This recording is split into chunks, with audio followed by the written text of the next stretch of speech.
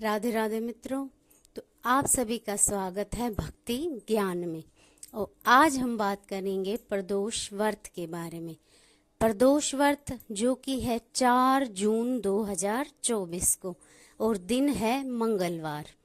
जैसा कि आप सब जानते हैं कि ये महीना जेठ का महीना है और जेठ के महीने में जो पहला मंगलवार होता है उसे बड़ा मंगलवार कहते हैं, या जितने भी मंगलवार होते हैं वो बड़े मंगलवार होते हैं और बेहद ही खास माने जाते हैं। और जैसा कि आज प्रदोष पड़ा है इस मंगलवार पे, तो ये मंगलवार और भी बड़ा हो जाता है, बहुत ही खास बन जाता है। तो इस दिन जो भी व्रत करता है उसे बहुत ही पुण्य प्राप्त होता है। और जो लोग व्रत नहीं कर सकते वो और कोई दान कर सकते हैं या कोई ऐसी चीज कर सकते हैं जिससे आप हनुमान जी को, शिव जी को और श्री हरि नारायण जी को प्रसन्न कर सकते हैं, खुश कर सकते हैं, क्योंकि ये महीना बहुत ही पावन महीना है। और जेठ के महीने में आप सभी जानते हैं पानी का विशेष महत्व है और इस महीने में मीठा पानी भी हम सभी को बांटते हैं।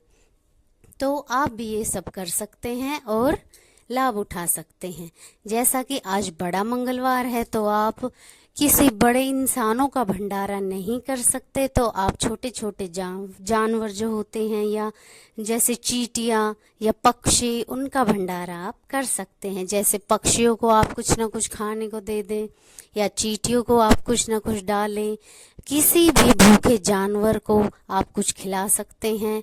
और जैसा कि बहुत ही भयंकर गर्मी पड़ रही है, आप पक्षियों के लिए, पशुओं के लिए कोई भी पानी की व्यवस्था कर सकते हैं। इससे आपको अति विशेष लाभ होगा। और अब बात करते हैं प्रदोष व्रत की। तो प्रदोष व्रत हम करते हैं तो उसमें सुबह सवेरे हमें जल्दी उठना होता है, नहा धोकर भगवान की, शिव बाबा की पूजा करनी होती है। उन्हें हम चंदन का तिलक लगाते हैं और उन पे हम कोई भी प्रसाद स्वरूप फल अर्पित कर सकते हैं, मिठाई अर्पित कर सकते हैं।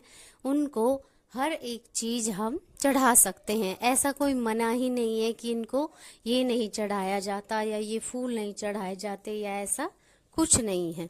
भोले बाबा हैं, वो तो भोले हैं और वो सब कुछ स्वीकार करते हैं। और प्रदोष के समय यानी कि शाम के समय, और हाँ दिन में आप एक समय फल आहार कर सकते हैं।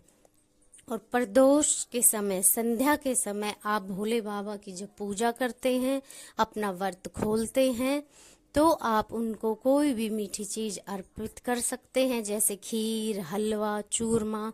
आप जो कुछ अपने लिए बना रहे हैं वही पहले आप भोले बाबा को भोग लगा सकते हैं।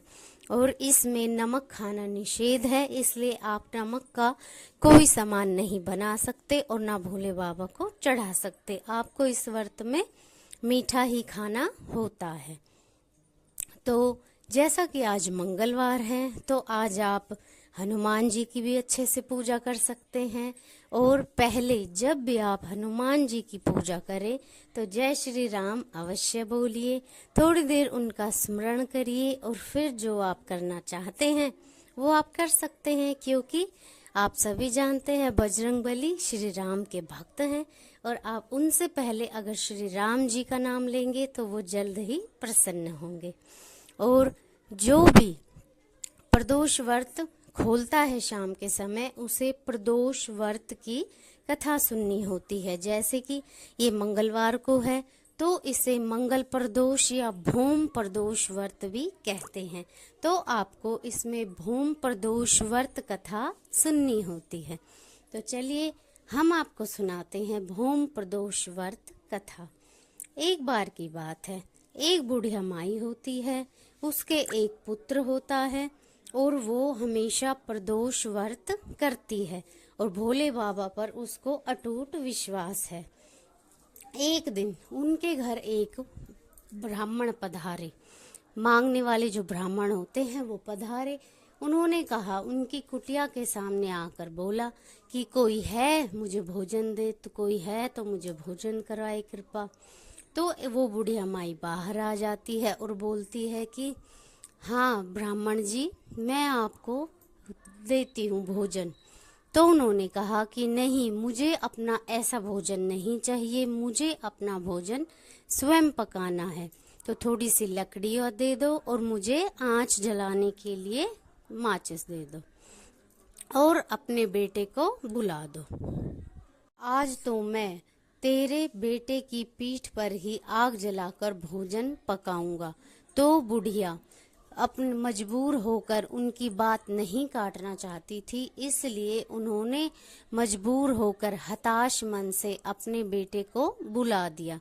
और फिर ब्राह्मण ने कहा कि अपने बेटे को उल्टा जमीन पर लिटा दो। तो बुढ़िया अम्मा ने ऐसा ही किया और वो रोने लगी और वहां से चली गई। जब उनसे ये सब देखा नहीं गया, सहन नहीं हुआ, तो वहां से चली गई। तो ब्राह्मण ने उस बेटे की पीठ पर लकड़ियां रखी और आंच जलाई और उन्होंने अपना खाना पका लिया। थोड़ी देर खाना पक जाने के बाद उन्होंने कहा कि माई बाहर आ जाइए और खाना ग्रहण कीजिए। तो बुढ़िया बेचारी दुखी मन से रोने लगी और बोली कि मैं अब क्या ग्रहण खाना करूं, मेरा पुत्र तो अब नहीं रहा, अब मैं क्या करूं। वो रोने बिलखने लगी।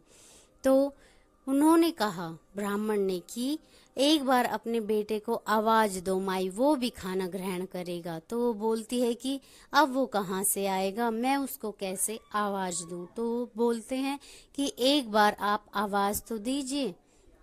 तो बुढ़िया माई अपने बेटे को पुकारती है और उनके पुकारने पर ही उनका बेटा अंदर से बाहर आता है, खुशहाल, बिल्कुल ठीक ठाक। तो बुढ़िया माई के खुशी का ठिकाना नहीं रहता और वो बड़े खुशी के आंसू से रोने लगती है और उन ज्ञानी व्यक्ति के पैर पकड़ लेती है कि हे प्रभु, मुझे दर्शन दीजिए, आप कौन हैं। तो फिर हनुमान जी अपने असली रूप में आ जाते हैं और बुढ़िया माई को अपना आशीर्वाद देते हैं कि तुम्हें शिव जी पर बहुत अटूट विश्वास है, इसलिए ऐसा हुआ और तुम्हारे प्रदोष व्रत करने से ऐसा चमत्कार हुआ है कि आज तुम्हारा बेटा बिल्कुल ठीक ठाक सही सलामत है। तो इसलिए आप सभी को भी प्रदोष व्रत बहुत अच्छे से करना चाहिए, क्योंकि ये बहुत ही चमत्कारी व्रत है। राधे राधे मित्रों।